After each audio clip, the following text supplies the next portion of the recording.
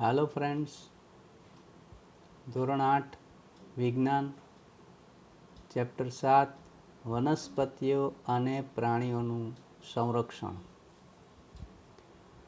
પૃથ્વી પર વિવિધ પ્રકારની વનસ્પતિઓ અને પ્રાણીઓ જોવા મળે છે. આ દરેક સજીવ સૃષ્ટિનું અસ્તિત્વ વન નાબૂદીને કારણે જોખમમાં મુકાયું છે. વન નાબૂદીનો અર્થ વનનો નાશ કરી પ્રાપ્ત જમીનનો અન્ય કાર્ય માટે ઉપયોગ કરવો. વન નાબૂદીનો અર્થ વનનો નાશ કરી પ્રાપ્ત જમીનનો અન્ય કાર્ય માટે ઉપયોગ કરવો. જો આ વન નાબૂદી થાય તો વનસ્પતિ, પ્રાણીઓ, અન્ય સજીવોના જીવન અથવા અસ્તિત્વ જોખમમાં મુકાય તેમ છે. તો આ વન નાબૂદીના કારણ શું? વન નાબૂદી કયા ઉદ્દેશથી કરવામાં આવે છે? તો એના 4 કારણો છે. પહેલું, ખેતીવાડી માટે જમીન પ્રાપ્ત કરવા. વસ્તી વધતી જાય છે તો એના માટે ખોરાકની વધારે જરૂર પડશે, એટલે ખેતીવાડી માટે જમીન વધારે જોઈએ છે. માટે મનુષ્ય ખેતીવાડી માટે જમીન પ્રાપ્ત કરવા વન નાબૂદી કરે છે. બીજું, ઘર તેમજ કારખાનાઓનું નિર્માણ કરવું. વસ્તી વધે તો રહેવા માટે નિવાસસ્થાન એટલે મકાન જોઈએ, તો એ મકાન બનાવવા માટે જમીન જોઈએ અને જમીન મેળવવા વન નાબૂદી કરવી પડે છે. એટલે બીજું કારણ થયું ઘર તેમજ કારખાનાઓનું નિર્માણ કરવું. 3, ફર્નિચર બનાવવા તથા લાકડાનો બળતણ માટે ઉપયોગ. એ હેતુથી પણ વન નાબૂદી થાય છે. કુદરતી પરિબળ જેવા કે કુદરતી આગ, ભયંકર દુષ્કાળ, એને કારણે પણ વન નાબૂદી થાય છે. એટલે વન નાબૂદીના કારણો જણાવો. પહેલું, ખેતીવાડી માટે જમીન પ્રાપ્ત કરવા. બીજું, ઘર તેમજ કારખાનાઓનું નિર્માણ કરવા. 3, ફર્નિચર બનાવવાનું લાકડું તેમજ બળતણ માટેનું લાકડું મેળવવા. અને 4, કુદરતી આગ તેમજ ભયંકર દુષ્કાળ જેવા કુદરતી પરિબળ પણ વન નાબૂદીનું કારણ છે. હવે આ વન નાબૂદીના પરિણામ શું અથવા વન નાબૂદીથી શું અસર થાય? તો પહેલું, વન નાબૂદીને કારણે વાતાવરણમાં કાર્બન ડાયોક્સાઇડનું પ્રમાણ વધે. વાતાવરણમાંથી કાર્બન ડાયોક્સાઇડ લીલી વનસ્પતિ ખોરાક બનાવવા માટે ઉપયોગમાં લે છે, પણ જો વન નાબૂદી કરો તો વનસ્પતિની સંખ્યા ઘટે, પરિણામે કાર્બન ડાયોક્સાઇડનું પ્રમાણ વધે. અને એ કાર્બન ડાયોક્સાઇડ એ ઉષ્માનું શોષણ કરે છે, ગરમીનું શોષણ કરે છે, પરિણામે પૃથ્વીનું સરેરાશ તાપમાન વધે છે. આ પહેલી અસર કે વન નાબૂદીથી વનસ્પતિમાં ઘટાડો થાય તો કાર્બન ડાયોક્સાઇડનું પ્રમાણ વાતાવરણમાં વધે, જે ગરમીનું શોષણ કરે છે અને પરિણામે પૃથ્વીનું તાપમાન, સરેરાશ તાપમાન વધે છે, એટલે ગ્લોબલ વોર્મિંગ સર્જાય છે. બીજી અસર,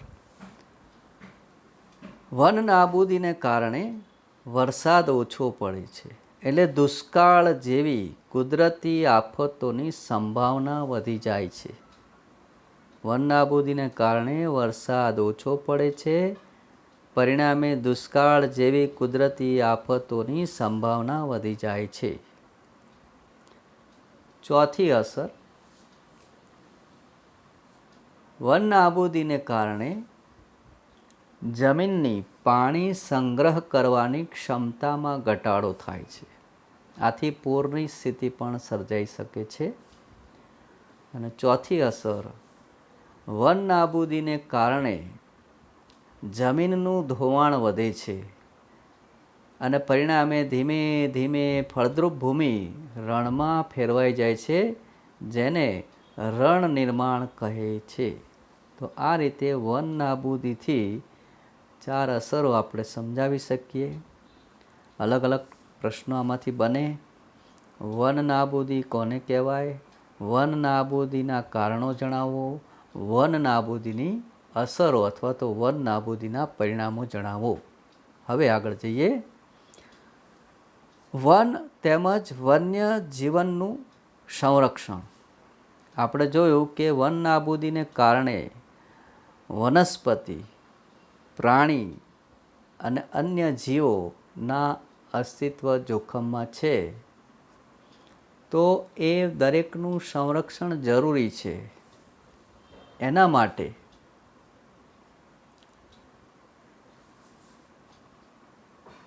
દરેક વ્યક્તિએ વ્યક્તિગત રીતે ફરજ સમજીને આ વન નાબૂદી અટકાવવી જોઈએ અથવા તો એનું પ્રમાણ ઘટાડવું પડે.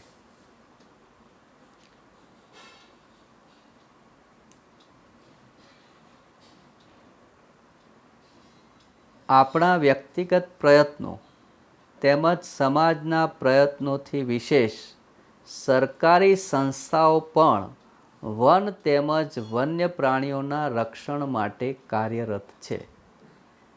એટલે દરેક વ્યક્તિ અને સમાજ તો આના માટે કાર્ય કરે જ છે, પણ સરકારી સંસ્થાઓ જે છે એ પણ વન અને વન્ય પ્રાણીઓના રક્ષણ માટે કાર્યરત છે. સરકાર તેઓની સુરક્ષા અને સંરક્ષણ હેતુ માટે નિયમ, પદ્ધતિઓ અને યોજનાઓ બનાવે છે. વન્ય પ્રાણી અને વનસ્પતિનું સંરક્ષણ થાય એ માટે સરકાર શું કરે છે, તો સરકાર નિયમ, પદ્ધતિઓ અને યોજનાઓ બનાવે છે. વન્ય પ્રાણી અભયારણ્ય, રાષ્ટ્રીય ઉદ્યાન, જૈવાવરણ સુરક્ષિત ક્ષેત્ર વગેરે વનસ્પતિ અને પ્રાણી માટે સંરક્ષિત તેમજ સુરક્ષિત ક્ષેત્ર છે. એટલે આમ સરકાર દ્વારા વન્ય પ્રાણી અને વનસ્પતિની સુરક્ષા માટે વન્ય પ્રાણી અભયારણ્ય, રાષ્ટ્રીય ઉદ્યાન અને જૈવાવરણ સુરક્ષિત ક્ષેત્ર ઊભા કરવામાં આવે છે. હવે આ દરેકની વ્યાખ્યા આપણે સમજીશું. વનસ્પતિઓ અને પ્રાણીઓ અને તેમના નિવાસ સ્થાનોને સંરક્ષણ માટે તેમને સુરક્ષિત જાહેર કરવામાં આવેલ છે, જેને અભયારણ્ય, રાષ્ટ્રીય ઉદ્યાન અને જૈવાવરણ આરક્ષિત વિસ્તાર કહીએ છીએ. વૃક્ષારોપણ, ખેતી, ચરવું, વૃક્ષોની કાપણી, શિકાર, ચામડું પ્રાપ્ત કરવા માટે શિકાર વગેરે આ ક્ષેત્રોમાં પ્રતિબંધ હોય છે. એટલે આ 3 વિસ્તાર અભયારણ્ય, રાષ્ટ્રીય ઉદ્યાન અને જૈવાવરણ આરક્ષિત વિસ્તારમાં ચરવું, વૃક્ષોની કાપણી કરવી, શિકાર કરવો, ચામડું પ્રાપ્ત કરવા માટે શિકાર વગેરે પ્રવૃત્તિઓ પર પ્રતિબંધ મૂકવામાં આવેલો છે. હવે એ ત્રણેયની વ્યાખ્યા જોઈએ. અભયારણ્ય, રાષ્ટ્રીય ઉદ્યાન અને જૈવાવરણ આરક્ષિત વિસ્તાર. પહેલું જોઈએ અભયારણ્ય.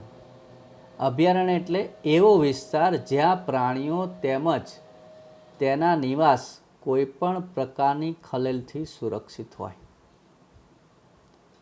જે વિસ્તારમાં પ્રાણીઓ તેમજ તેના નિવાસ કોઈપણ પ્રકારના ખલેલથી સુરક્ષિત હોય તેને અભયારણ્ય કહે છે.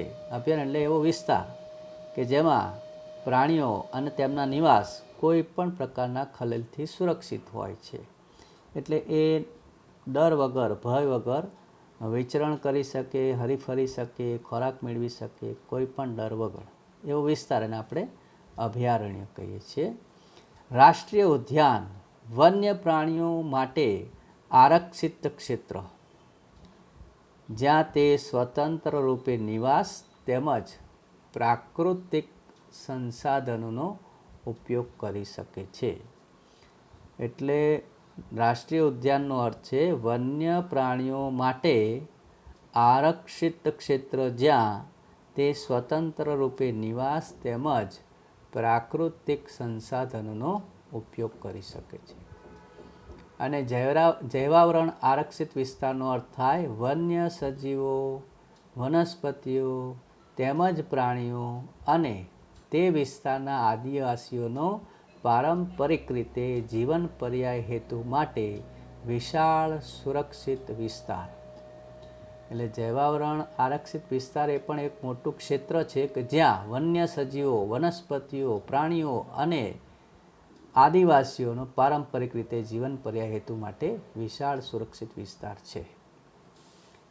તો આ 3 વિસ્તાર એવા છે કે જેમાં વનસ્પતિ અને પ્રાણીઓ તેમજ ત્યાં વસતા મનુષ્યો સુરક્ષિત રહી શકે, પોતાનો વિકાસ સાધી શકે. જૈવાવરણ, જૈવ આરક્ષણ વિસ્તાર. જૈવ આરક્ષણ વિસ્તારનો અર્થ જૈવ વિસ્તારના રક્ષણ માટે જૈવ આરક્ષણ વિસ્તાર બનાવવામાં આવ્યા છે. જૈવ વિસ્તાર એટલે જેમાં સજીવો વસવાટ કરે છે એ વન્યજીવ, વન્ય વિસ્તાર. તો એ જૈવ વિસ્તારના રક્ષણ માટે જૈવ આરક્ષણ વિસ્તાર બનાવવામાં આવે છે.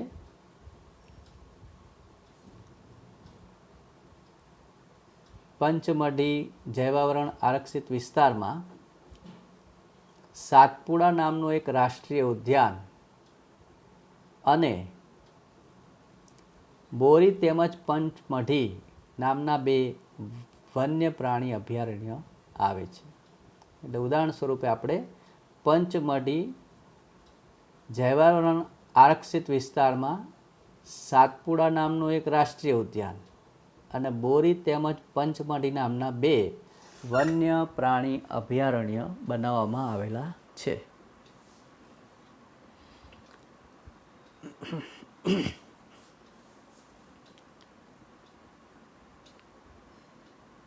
વનસ્પતિ સૃષ્ટિ અને પ્રાણી સૃષ્ટિ.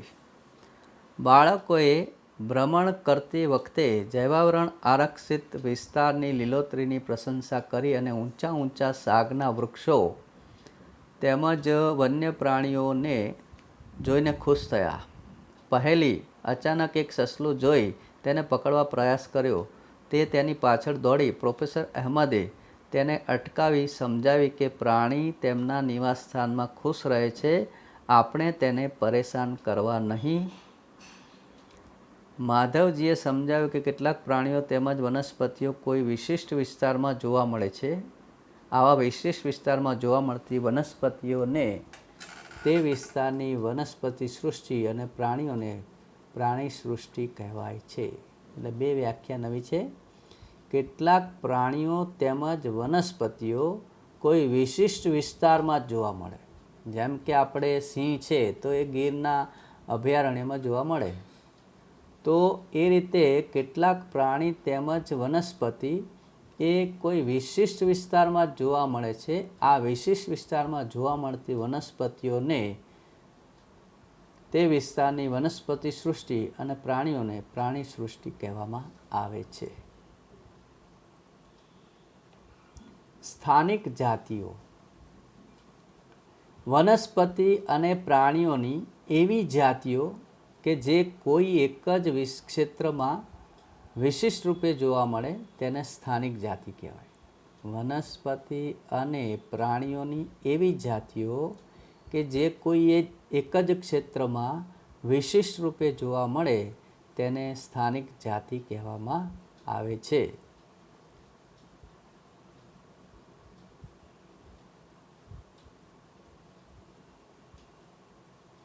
પંચમઢી જૈવાવરણ આરક્ષિત ક્ષેત્રમાં સાલ અને જંગલી આંબા એ ત્યાંના સ્થાનિક વનસ્પતિ કહી શકીએ આપણે. પંચમઢી જૈવાવરણ આરક્ષિત વિસ્તારની વનસ્પતિ છે સાલ અને જંગલી આંબા. એ રીતે પ્રાણીઓ પણ કેટલાક છે જે આપણે આવતી વખતે જોઈશું. અત્યારે અહીંયા સુધીના કેટલાક પ્રશ્નો તમે જાતે બનાવી અને એના જવાબ લખશો.